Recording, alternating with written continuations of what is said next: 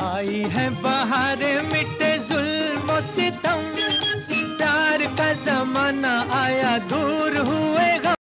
यही है वो गाना जिसे गीतकार ने खुश होकर लिखा था, मोहम्मद रफ़ी ने खुश होकर गाया था और नौशाद ने खुश होकर इसकी धुन बनाई थी। आखिर इस गाने में ऐसी क्या थी बात कि इसे लिखने वाले गीतकार भी खुश थे, गाने वाले गायक भी प्रसन्न थे और इसमें संगीत देने वाले संगीतकार भी मगन थे। राम की लीला रंग लाई, शाम ने बंसी बजाई। बताएंगे आपको, लेकिन हमेशा की तरह पहले इस कहानी से जुड़े कुछ गाने सुन लीजिए, क्योंकि ये गाने आपकी मदद करेंगे उस कहानी को समझने में जो हम आपको सुनाने जा रहे हैं। आपकी नजरों ने समझा प्यार न मिलता, हम तो बर्बादी के अब है इसी में प्यार किया, वो जफा करे। नमस्कार। संगीतकार नौशाद लखनऊ से थे। वो खुद को गज़ल की समझ रखने वाला संगीतकार मानते थे। उनकी मौत के बाद उनके प्रशंसक भी मानते थे कि नौशाद को उर्दू की भी समझ थी और शायरी की भी समझ थी। उन्हें गज़ल की खूबसूरत धुनें बनाना भी खूब आता था।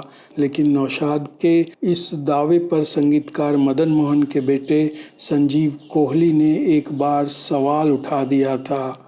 दरअसल HMV में काम कर रहे संजीव कोहली ने फिल्म फेयर मैगजीन के दिसंबर 1997 के इशू में संगीतकार नौशाद की बात का हवाला देकर अपने पिता मदन मोहन को गज़ल का मास्टर बताने की कोशिश की थी। हमें मंजूर है आपका जो ना बन सके, मैं वो बात हूँ जो ना खात्मा। लता मंगेशकर की गाई ये दो गज़लें फिल्म अनपढ़ की है जो आई थी 1962 में। इसमें संगीत दिया था मदन मोहन ने। इस गाने में दिख रहे हैं धर्मेंद्र और माला सिन्हा। दरअसल संजीव कोहली ने कहा था कि फिल्म फेयर में संगीतकार नौशाद ने कहा था कि फिल्म अनपढ़ की मदन मोहन की ये दो गज़लें उनके पूरे काम के बराबर हैं। जानकार बताते हैं कि मदन मोहन ने जिंदा रहते कभी कोई ऐसी बात नहीं कही थी।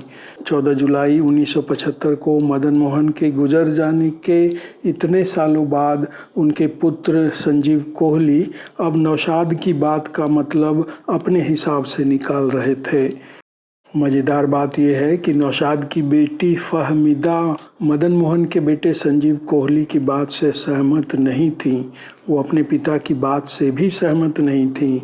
जून 1977 में फ़हमीदा ने एक पत्रकार से कहा था कि मेरे पिता संगीतकार मदन मोहन की इतनी तारीफ़ भला क्यों करेंगे, जबकि वो खुद गज़ल के मास्टर कंपोज़र थे। लोगों का मानना था कि ऐसा कहकर एक बेटी दरअसल अपने संगीतकार पिता के रेपुटेशन का बचाव कर रही थी। अगर दुनिया चमन होती तो। ये गज़ल है फिल्म अमर की जो आई थी 1964 में। इसमें संगीत दिया था संगीतकार नौशाद ने और इसे लिखा था शकील बदायूनी ने। जानकारों ने उस समय कहा था कि लता मंगेशकर की ये गज़ल किसी भी दौर के किसी भी सर्वश्रेष्ठ गज़ल के बराबर है। चलो अच्छा हुआ अपनों में कोई। उनका कहना था कि लता मंगेशकर की ये गज़ल किसी भी गज़ल को चुनौती देने की क्षमता रखती है, मादा रखती है। अगर होते सभी अपने तो इस गज़ल की ख़ास बात यह है कि इसमें शकील बदायूनी और नौशाद हर कदम पर एक दूसरे को मैच करते हैं। इस गाने को शकील बदायूनी का सर्वश्रेष्ठ गाना माना जाता है। नौशाद और शकील बदायूनी ने मिलकर इस दुनिया को कई कालजयी गाने दिए हैं। दोनों काफ़ी समय तक साथ साथ चले भी थे। आपको बता दें कि नौशाद और शकील बदायूनी रहते भी पास पास थे। मुंबई के बांद्रा वेस्ट में। दोनों दरअसल पड़ोसी थे।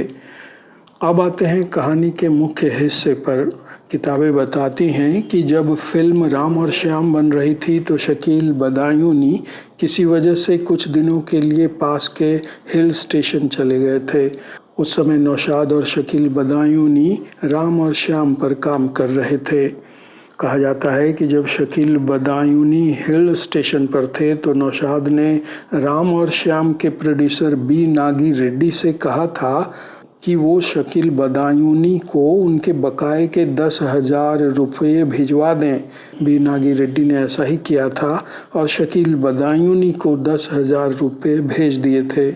गीतकार शकील बदायूनी को पैसे की ज़रूरत थी। वो पैसे पाकर इतने खुश हुए कि उन्होंने लौटती डाक से राम और श्याम का ये गाना लिखकर नौशाद को भेज दिया। राम की लीला रंग लाई। इस गाने को बड़ी खूबसूरती से गाया मोहम्मद रफ़ी ने दिलीप कुमार के लिए। जीवन के तराने मिलके गाएंगे हरदम। 1967 में राम और श्याम दूसरी सबसे बड़ी सुपर हिट फिल्म बनी। इस फिल्म के लिए दिलीप कुमार को सर्वश्रेष्ठ अभिनेता का फिल्म फेयर का अवार्ड भी मिला। आई है बहारें मिटे जुल्म सितम। इस एपिसोड में आज इतना ही। अगले एपिसोड में आपसे फिर होगी मुलाकात। लेकिन अगर अब तक आपने इस चैनल को सब्सक्राइब नहीं किया है तो अब ज़रूर कर लें। अब हमें आज्ञा दीजिए। नमस्कार।